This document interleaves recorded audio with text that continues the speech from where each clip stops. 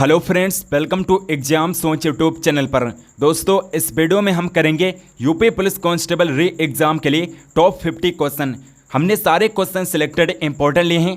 दोस्तों, जो 30 और 31 अगस्त को एग्ज़ाम होगा उसके लिए हमने सभी संभावित क्वेश्चन इस वीडियो में लिया है। मोस्ट एक्सपेक्टेड क्वेश्चन हमने इस वीडियो में लिया है।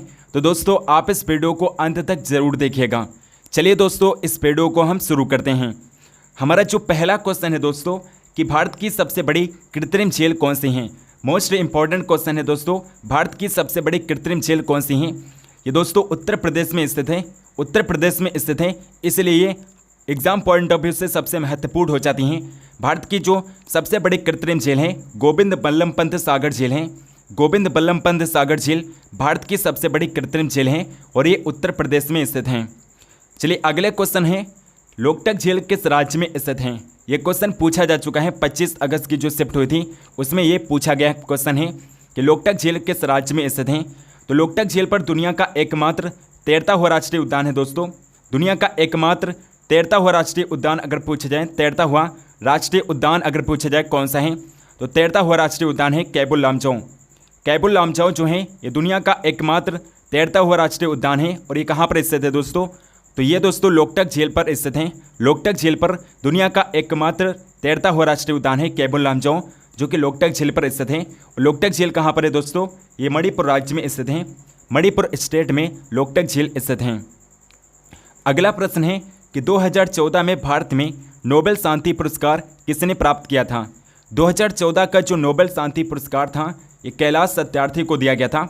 कैलाश सत्यार्थी को 2014 का नोबेल शांति पुरस्कार दिया गया था और मदर टेरेसा को भी नोबेल शांति पुरस्कार से सम्मानित किया गया है।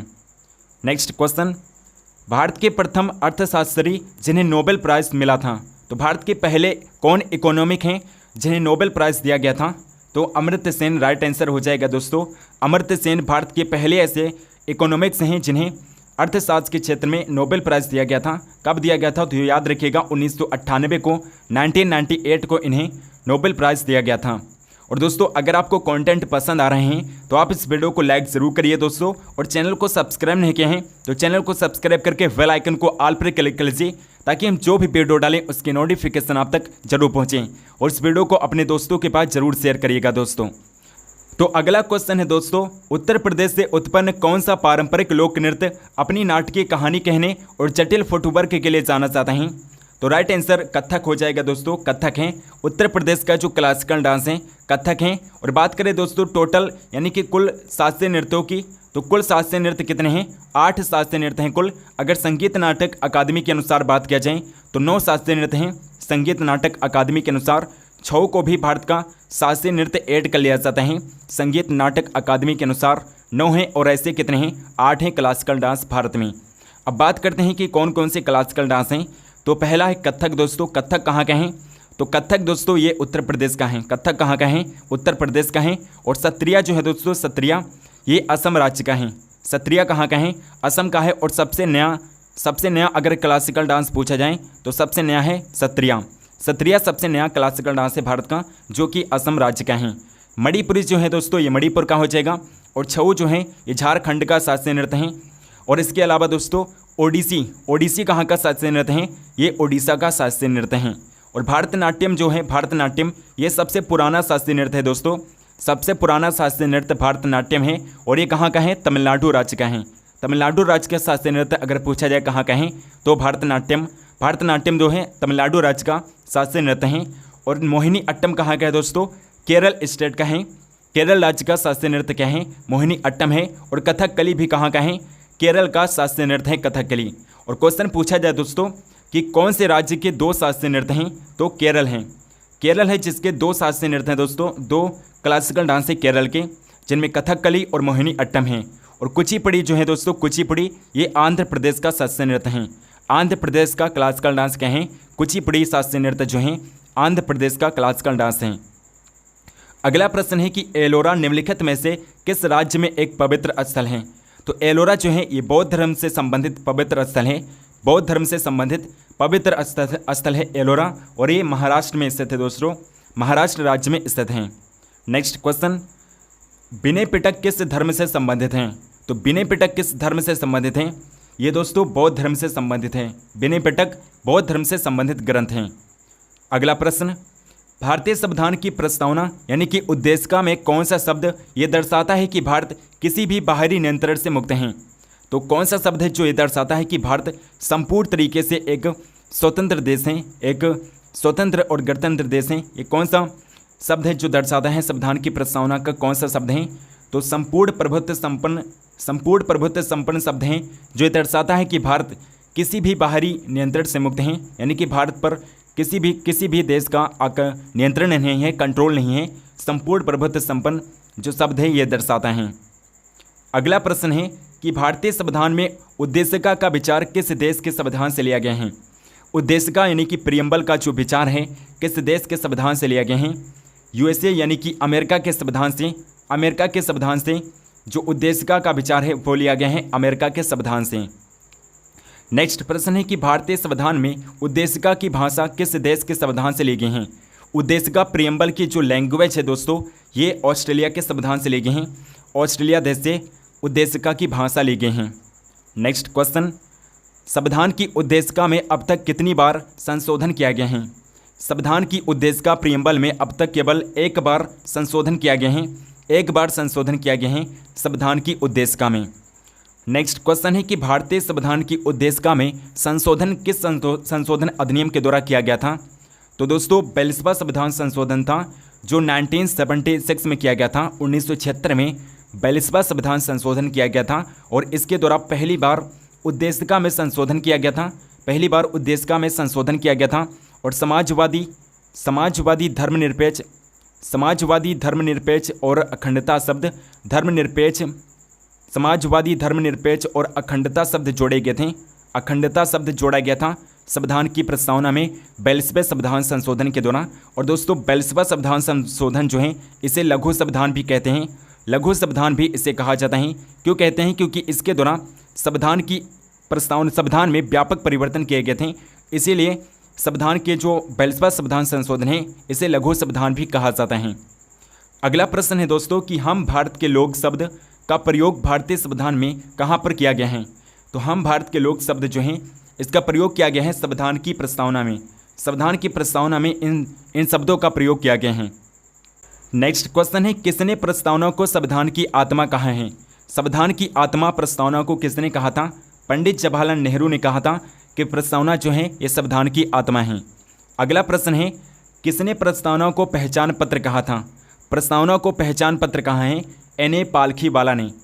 पालखीवाला ने संविधान की प्रस्तावना को पहचान पत्र कहा है N.A. पालखीवाला ने। अगला क्वेश्चन है दोस्तों किसने प्रस्तावना को संविधान की जन्म कुंडली कहा है? संविधान की जन्म कुंडली प्रस्तावना को किसने कहा है? K.M. मुंशी ने कहा है दोस्तों। K.M. मुंशी ने संविधान की जन्म कुंडली कहा है प्रस्तावना को K.M. मुंशी ने।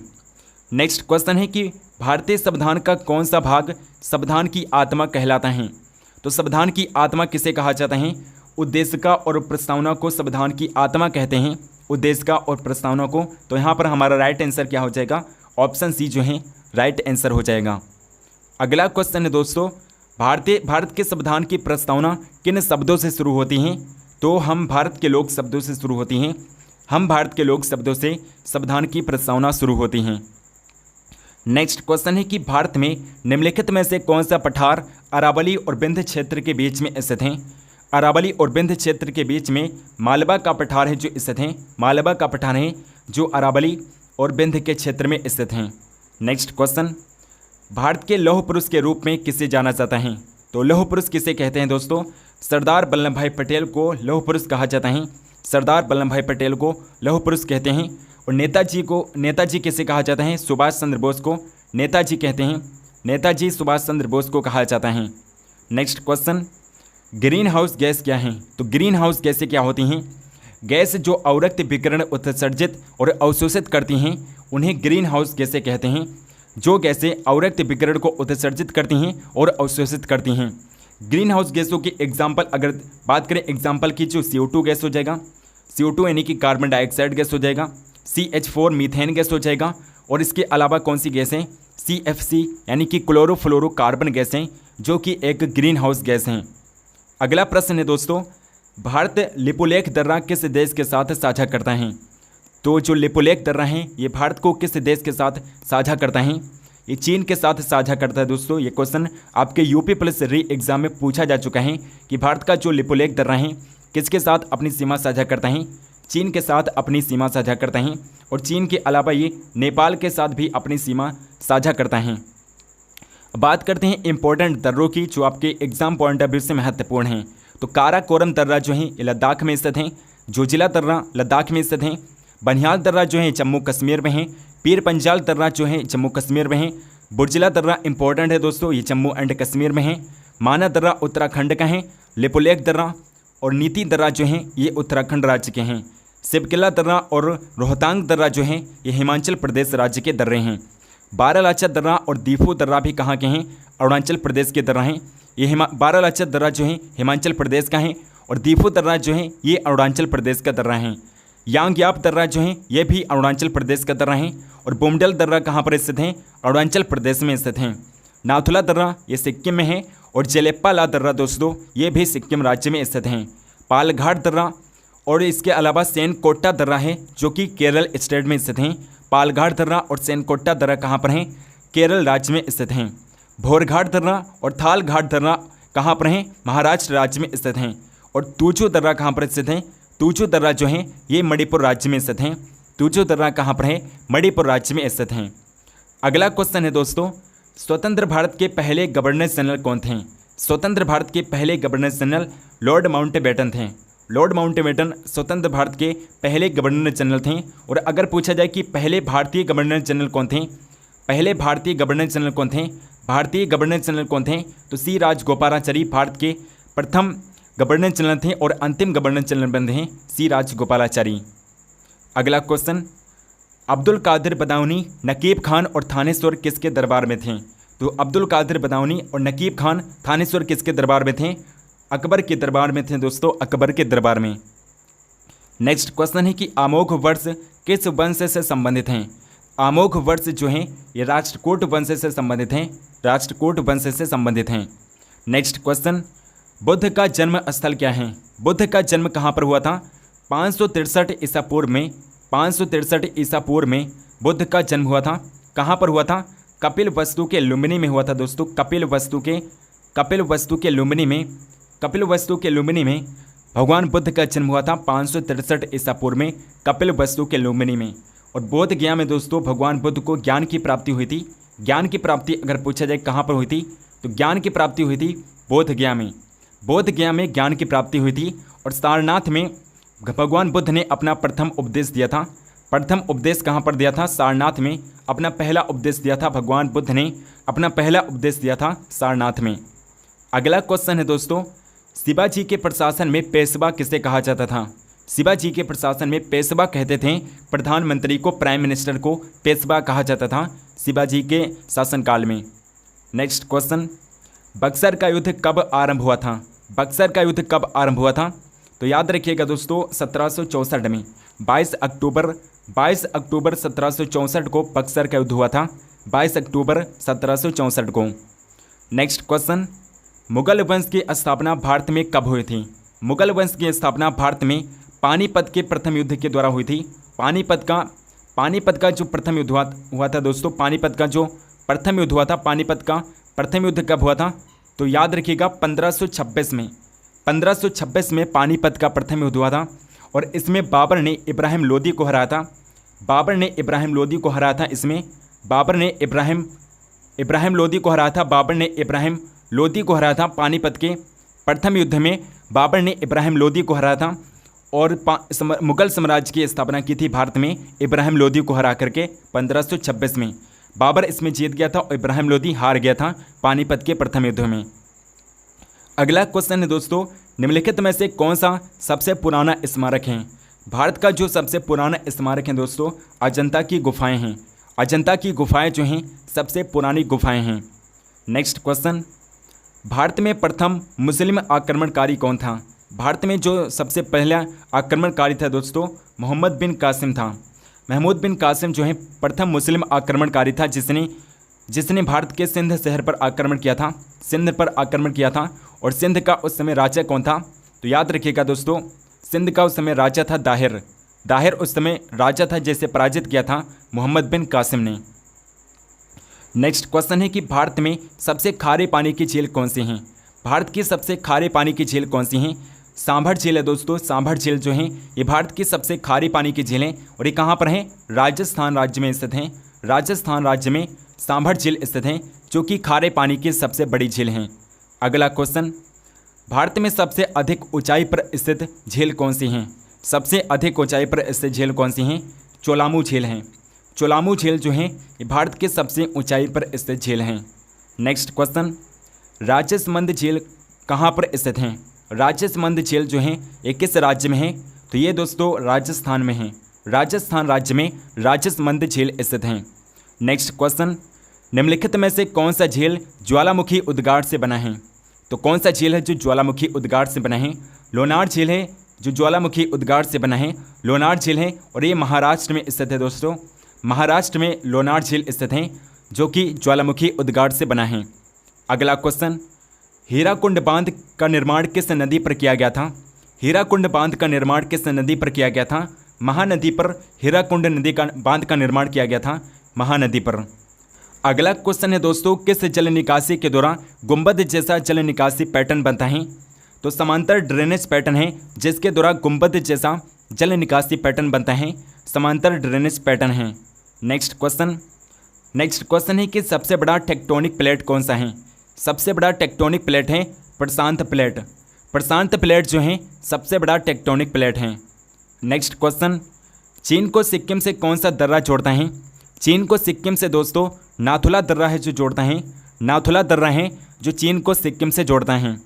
अगला क्वेश्चन, 2011 की जनगणना के अनुसार जनसंख्या के मामले में कौन सा राज्य तीसरे स्थान पर रहा है?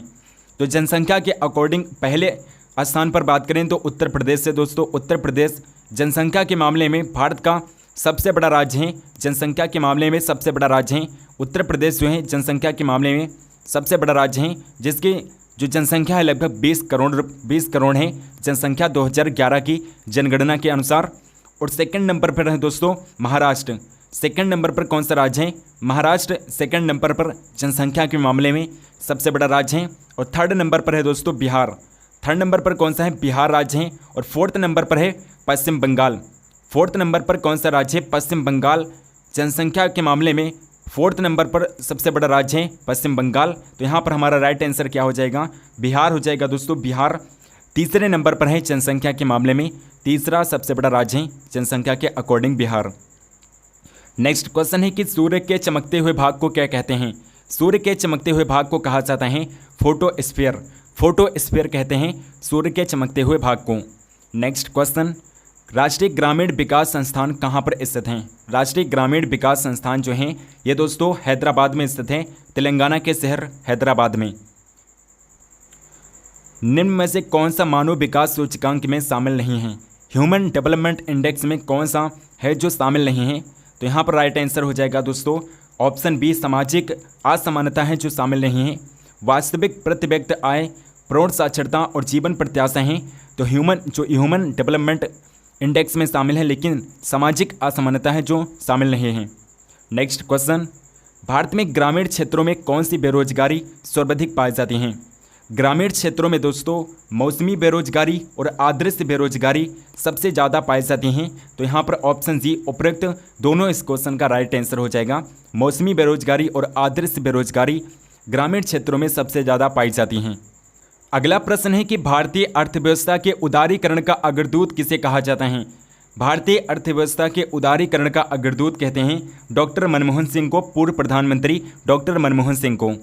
नेक्स्ट क्वेश्चन, मानव सूचकांक ह्यूमन डेवलपमेंट इंडेक्स किसने बनाया था? तो मानव विकास सूचकांक जो है इसे बनाया था दोस्तों यूएनडीपी ने बनाया था। नेक्स्ट क्वेश्चन, ऐसी अर्थव्यवस्था को क्या कहते हैं जिसका शेष विश्व से कोई संबंध नहीं होता है? तो ऐसी अर्थव्यवस्था को संवृत या फिर बंद अर्थव्यवस्था कहा जाता है। संवृत या फिर बंद अर्थव्यवस्था कहते हैं। नेक्स्ट क्वेश्चन, किसी अर्थव्यवस्था में क्षेत्रों को सार्वजनिक और निजी में किस आधार पर वर्गीकृत किया जाता है? सार्वजनिक और निजी के आधार पर वर्गीकृत किया जाता है उद्यमों के स्वामित्व के आधार पर। उद्यमों के स्वामित्व के आधार पर वर्गीकृत किया जाता है। अगला क्वेश्चन है कि मानव विकास सूचकांक HDI यानी कि ह्यूमन डेवलपमेंट इंडेक्स का आधार क्या है। तो ह्यूमन डेवलपमेंट इंडेक्स का आधार क्या है दोस्तों, यहाँ पर ऑप्शन सी डी जो है दोस्तों, ऑप्शन डी जो है यही हमारा राइट आंसर हो जाएगा। स्वास्थ्य, शिक्षा और जीवन स्तर जो है ये HDI का आधार है, मानव विकास सूचकांक का आधार होता है स्वास्थ्य, शिक्षा और जीवन स्तर। किसी देश का जो मानव विकास सूचकांक है उसका पता लगाया जाता है उस देश की शिक्षा, स्वास्थ्य और जीवन स्तर को देख करके। दोस्तों आई होप कि आपको वीडियो पसंद आई होगी। अगर आपको ये वीडियो पसंद आई है तो आप इस वीडियो को लाइक करिएगा और इस वीडियो को शेयर करिएगा। चैनल को सब्सक्राइब नहीं किया है तो चैनल को सब्सक्राइब करके बेल आइकन को ऑल पर क्लिक कर लीजिए ताकि हम जो भी वीडियो डालें उसकी नोटिफिकेशन आप तक जरूर पहुँचें। दोस्तों अगर आपको किसी टॉपिक पर वीडियो चाहिए तो कमेंट करके आप जरूर बताइएगा और कमेंट करके ये भी बताइए कि आपको ये वीडियो कैसी लगी। टेलीग्राम चैनल को ज्वाइन कर लीजिए, डिस्क्रिप्शन बॉक्स में आपको लिंक मिल जाएगा। और व्हाट्सएप चैनल को भी आप ज्वाइन कर लीजिएगा दोस्तों, व्हाट्सएप चैनल को भी आप ज्वाइन कर लीजिएगा। व्हाट्सएप चैनल पर भी हम PDF को अपलोड करते हैं। सो मिलते हैं नेक्स्ट वीडियो में, तब तक के लिए जय हिंद, वंदे मातरम।